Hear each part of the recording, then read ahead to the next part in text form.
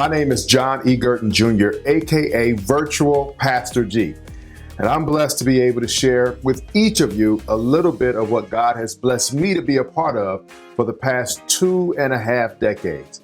Over the years, I've had the opportunity to launch a virtual ministry called The Loving Church back in 2008. We started ministering from just about anywhere that we could find an internet signal, whether that was strong or whether it was weak. We've preached online sermons from just about everywhere: truck stops, restaurants, parks, airports, and even malls. From there, we've taught broadcast journalism at Tennessee State University, the Siegenthaler Center on the campus of Vanderbilt University, ITT Technical Institute, and Ball State University in Indiana. I also served as the Director of Creative Media Services at Tennessee State and currently serve as the Director of Marketing and Communications for Martin University in Indianapolis, Indiana. More importantly than all of that, I served as lead pastor of CNBC Indy for over 5 years and have developed media ministries for faith communities throughout the United States. So today, I want to focus in on us as pastors, because as pastors, we have had to come to realize that serving our congregations and our communities means reaching people right where they are. The days of expecting people to walk into your church building simply because it has been there for 50, 75, or 100 years, those days are gone. People are now bombarded with options for watching or attending or sharing or engaging with ministry well beyond your physical address, whatever that may be. This is why it has been increasingly important to be aware of the congregation that God has prepared for your ministry. Are they in the prisons? Is your ministry in nursing homes, or is it on college campuses, or is it even for those who are living on the streets? Or maybe the church God has called you into is virtual, meaning that they are not necessarily receiving the message God has for them through a physical face-to-face interaction with you. In other words, your congregation could be halfway around the world. While ministering to people without concern for physical interaction may not be for everybody, it may not be for everyone, for those who can discern God's voice calling you toward virtual congregants, you recognize that most people in your community are online. They're on Facebook, Twitter, YouTube, WhatsApp, Instagram, Snapchat. That means for those virtual pastors like myself, not having an online community or mobile giving or the ability to live stream services and paying attention to your website presence will cause you to miss opportunities to share the gospel with those who need to hear it the most. But before we begin to chat about how to prepare an online presentation or sermon, let me first tackle why online ministry is important. The Bible says in Mark chapter 13, verse 10, and the gospel must first be preached to all nations. That word preached is from the Greek word kerusso, meaning to publish or to proclaim openly. Think about it. What if we could be like John the Baptist and publish in the wilderness? What if we could be like Jesus and publish a message of repentance? What if we could teach and publish the good news in all of our cities? What if we could publish all the great things that Jesus has done? This probably sounds strange because many of you recognize that these were the very things done throughout Scripture. The gospel was preached, it was proclaimed and published openly for as many people as possible to hear it. As a matter of fact, according to the Bible Translation Ministry Wycliffe, the complete Bible has been translated into 670 languages, and in the New Testament it has been translated 1,521 times in other languages. Yet today, in an era where we need the gospel more than ever before, some pastors and church leaders are struggling to move beyond the printed page to explore innovative and creative ways to spread the life-changing message of Jesus Christ. We must embrace every tool available to us: offline, online, digital, virtual, video, print, mobile, on-demand, text, animation, dramatic, illustration, testimonial, documentary, you name it, we must be in position to use it to spread the gospel. And here are a few ways you can use this season of reorientation, if you will, to adapt and find purpose and meaning as a virtual messenger of truth. Here are 8 factors to consider before you start preparing your virtual presentation. So check these out. Number 1, Don't be afraid to experiment. Virtual events, live streaming from your mobile device. Think about shorter messages. Think about including other voices in your presentations. You can even change the times and change the days. Do reruns of virtual presentations. Don't be afraid to experiment. Number 2, do your research.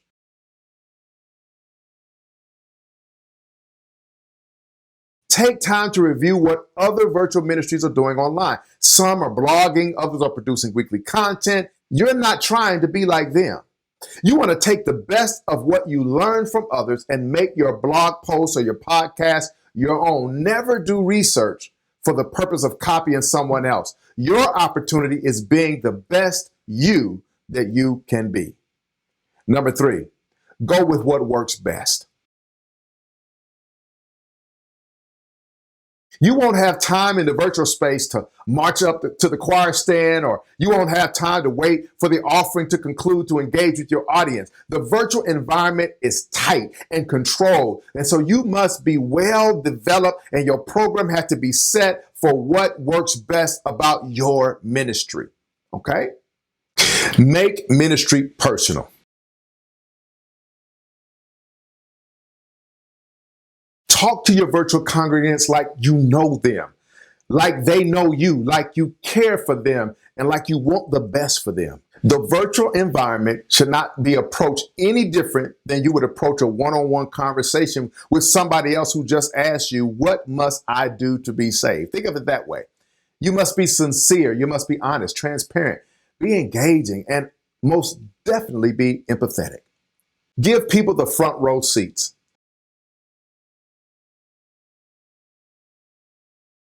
In the virtual space, you are not speaking to a sanctuary full of people. There's no need to look around or act as if there are people in the room with you. They're not there, y'all. They're not there. Don't put your camera phone in the back of the church with rows of empty seats in front of you. Don't add distracting elements such as bookshelves and altars and large podiums and candles. These are distractions and unrealistic to a personal conversation with somebody. When ministering virtually, look directly into the camera at all times and make sure the viewer feels like they have a front row seat to what God is saying through you.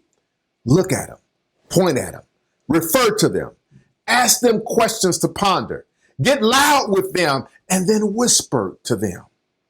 Next, strive for the spirit of excellence. I can't say enough about this. You don't have to be perfect, but you can strive for excellence. How? Don't be afraid to ask professionals, not just people you are affiliated with or who are affiliated with your ministry, for help. Don't wait to start posting. Don't wait to start shooting or sharing or recording. Start right now, and you can always get better over time.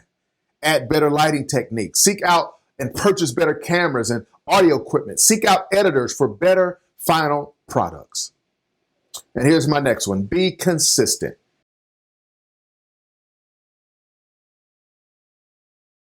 Create an online service or event no different than you would create a program outline for a physical face-to-face event. Keep it short and include what's best about your ministry. Is it testimonials? Is it prayer? Is it preaching? Is it encouragement? Is it teaching? Whatever your calling is in ministry, just be that. Don't try to be anything. Certainly don't try to be anyone else. Once you figure out what resonates best with your virtual congregation and how you want to present your virtual ministry, be consistent. Don't flip-flop. Don't make your virtual audience have to guess what to expect from you from week to week to week, video to video, post to post. Remember your audience. There's one thing you have to know. Know that you never know who's watching. You don't know what they're going through. You don't know what they're facing. Some are experiencing loss, others grief, some depression, maybe even suicidal thoughts. Some are celebrating highs and want someone to join in with them and celebrate with them. and others can actually lift and encourage you. Your virtual community becomes a community when everyone realizes that they are there for each other and not just there for themselves. Now let's move on. I want to talk about how to maximize the use of social media for ministry when you're doing these presentations. The first thing I want to deal with is I realize you've got many social media platforms out there to choose from. You've got Facebook, you've got YouTube, you've got Instagram, you've got Twitter, TikTok, Pinterest, Snapchat, whatever. You've got a lot of them. But here's the deal. Choose one and do the best you can to learn and to maximize the one platform that you have decided to choose. Now, if I was going to make a recommendation right through here, my recommendation would be get to know Facebook. And there's a lot of people that's not with that, but I'm going to recommend if you're going to go somewhere, go to where there are people. Many of your congregants, many of your virtual congregation are already using Facebook. Here's the next thing I want to talk about. All right. Again, this is how to best use social media as you are growing your online presence, your online sermons, your online ministry, whatever that may be. And that is stress less. What do I mean by that? Stress less means don't try to jump in and be posting every single day. Don't try to post. Don't set yourself up for failure is what I'm really getting at. When you're starting out and you're learning how to get this social media thing going, you don't necessarily know how your audience is going to respond to you. So don't overdo it. Now, if I was going to recommend a tool, like I did, pick Facebook. When it comes to stress less, I'm going to suggest that you look into a tool similar to Hootsuite. Check them out. Learn more about what they do. They can help you post on multiple platforms. You can also do my next thing, which you can schedule posts so that you don't have to be on your phone and posting all day long and being all that concerned about that. You can schedule those posts through Hootsuite or a tool like that, and they can do the posting for you. So stress less. The next thing I'm going to say is to organize. Organize yourself. Make sure that all of your information, all of your content is in one place, one location. Your scripts in one location. Your schedules in one location. How do you do that? I'm going to suggest you use a tool like Google G Suite or just Google Docs, Google Sheets, Google Presentations. Use something within that tool set in order to organize yourself. They even have a tool called Keep that I believe is a valuable tool to help you determine what the next steps are, the things that you need to do to stay organized. The next thing I want to deal with is working smart and not working hard, right? Here's what I mean by that. Find other people to help you in the areas of your weaknesses. Now, how do you do that? First of all, you've got to be honest with yourself. I'm not a good writer, right? I write all the time, but writing is a chore for me. And so I have to enlist the support and the help of other people who write. They help me not only write, but they might even help me edit, because what could take me a week to do would take a gifted and talented writer no time. It could take them literally an hour to do something that could take me 2 or 3 days. So be honest with yourself and find those areas that you are weakest in, and then surround yourself with people who are strong in those areas to help you work smart and not hard. Here's another thing you can do in regard to that. You can also just get an SaaS or a SaaS. What does that stand for? Software as a service. There are services out there that you can purchase that can help you do some of the tasks that need to be done, and you're using the technology to make it happen, and it kind of automates your process so that you don't have to do a lot of the rudimentary tasks that you normally do because the software is doing it for you. Let me give you an example. Fiverr. All right. If you never heard of Fiverr, look Fiverr up. That's a way that you can enlist the help or support of other people so that you work smart and not hard. Here's the next thing. If you're going to be doing online presentations, whether that be sermons, whether that be blogging or podcasts, you definitely want to make sure you look like you mean what you're doing. You want to look like you mean it. The tool that I'll recommend for this is a tool called Canva.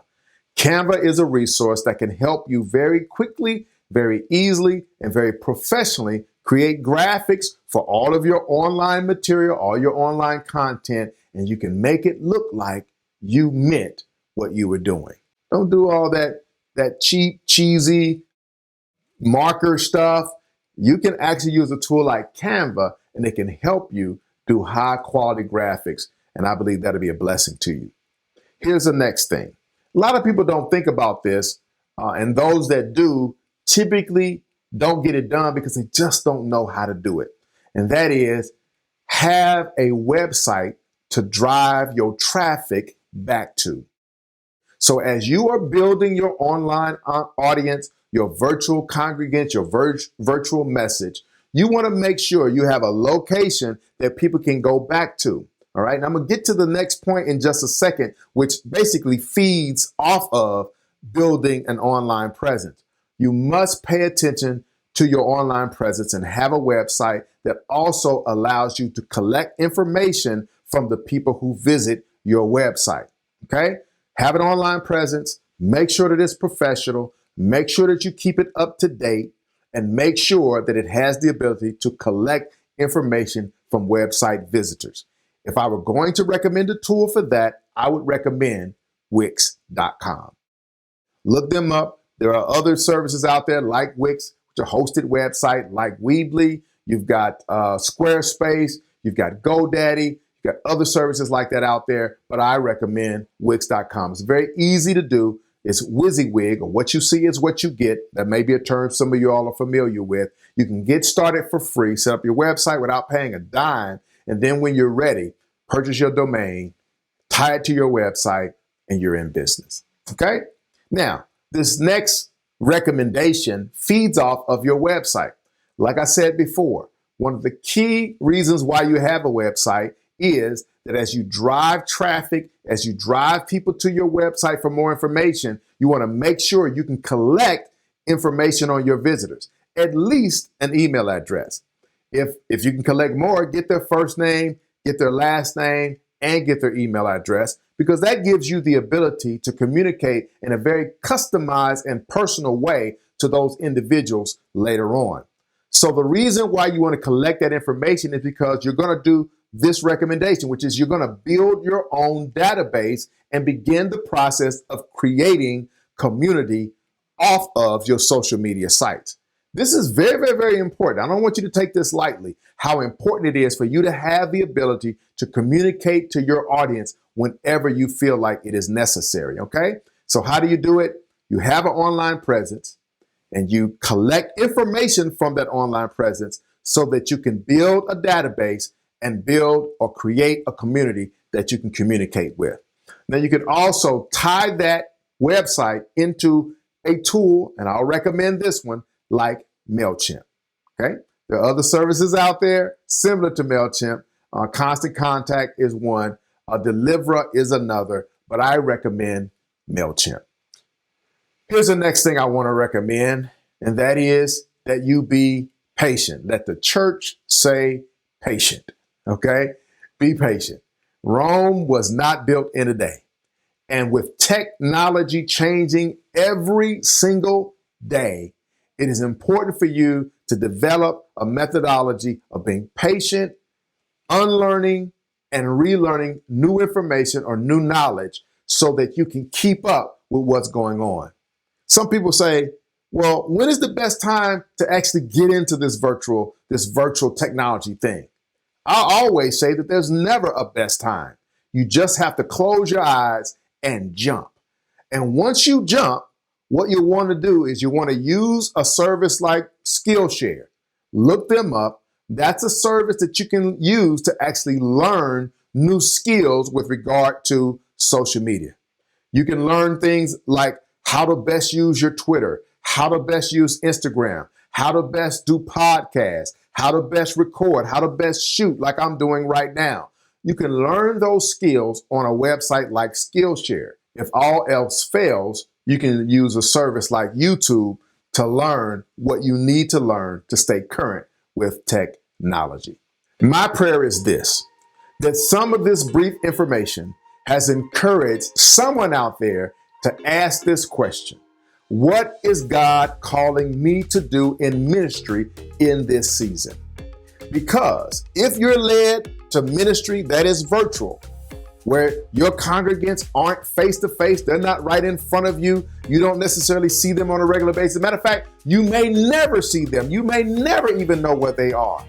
I want you to take these factors and these tools and patiently set out to learn all you can, to do all you can, to be all God desires you to be in this season, the season that we're in right now. You can reach me personally at my Media Mentor Academy online. Just go to www.girtenterpriseswithans.com, www.girtenterprises.com, or at our Facebook page at Girt Enterprises. I certainly want to thank Inspire for this opportunity, and I look forward to sharing with you again real soon. Be blessed. This is Pastor G. Peace.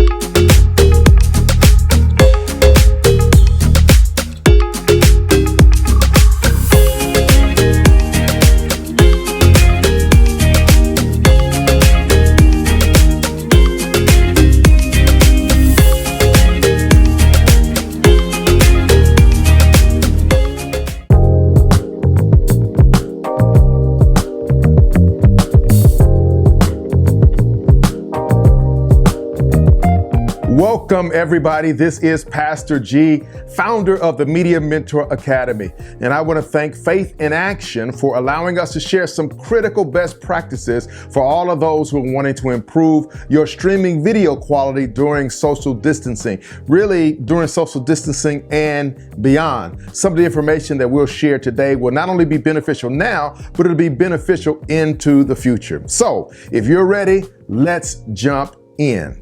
If you're planning to stream Bible study or sermons or trainings or meetings, whatever it is that you're thinking about, and you want to follow best practices, here are some tips that I have for you. The very first one is to watch part 1 and part 2 of my webinar series as soon as possible at the Media Mentor Academy.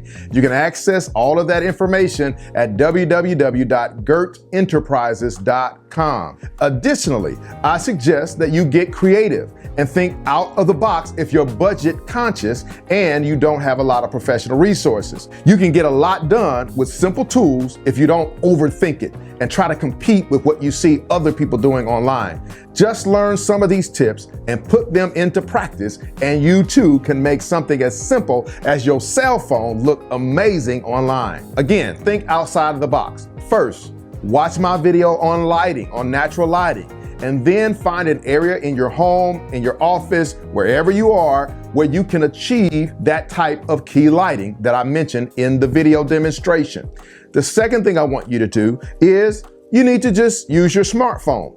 And as you use your smartphone, make sure you turn it horizontal and keep it eye level.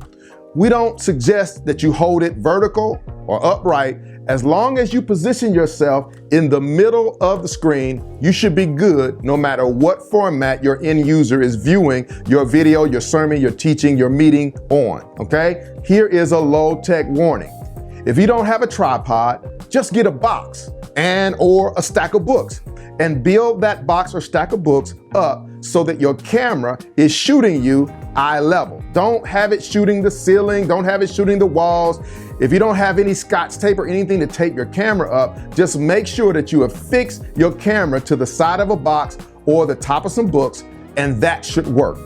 Just don't tape over your camera lens or your control. You can try to run out to Walmart or someplace and get a tripod like this. This is only about $10 from CVS. Next, ensure that the framing of your shot is bust up.